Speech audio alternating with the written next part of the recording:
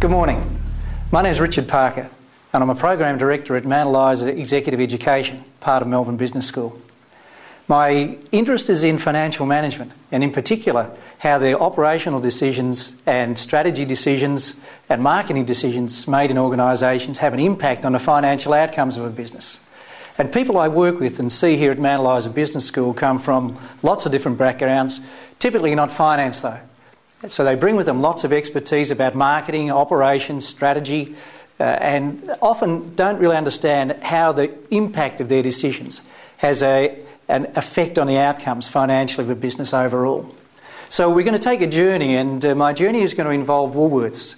I'll be telling the Woolworths story, and I'll be using accounting data and information to try and tell the financial story of Woolworths and build up an economic model that can link the operational, marketing and strategy decisions together.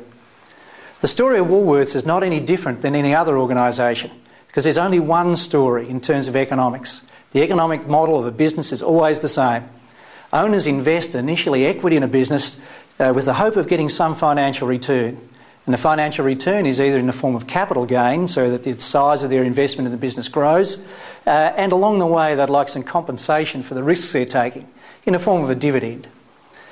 The outcomes of the business, regardless of whether it's public sector, private sector, owned by the government, owned by individuals, a private or a public company, will always be the same. They're generally to maximise the amount of dividend that can come out of that business. When we look at the business commencement, the first thing that happens is that investors will put in their own money, put it at risk with the hope of making a return. And the return that they get is dependent on how well the business is managed. When economists and accountants think about this and talk about it, they call this equity. So the initial start of a business is always equity. And the amount of equity that goes into a business as the initial investment determines how much asset the business has got initially to get started. Beyond that, businesses typically need to borrow more from other sources. The amount of equity invested isn't usually large enough for the business to acquire the assets that the business needs.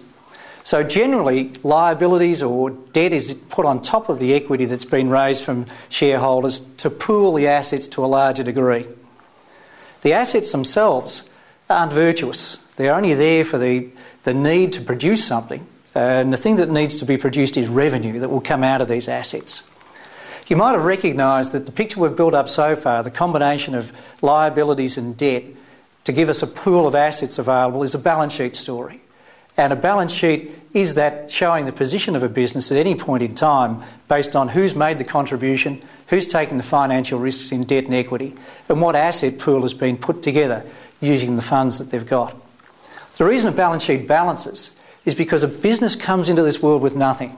It has no assets at all, and it's dependent upon the owners to put funds up in order to acquire the assets. And beyond that, other investors and stakeholders, typically debt investors, will also put their funds in to make the asset pool grow larger.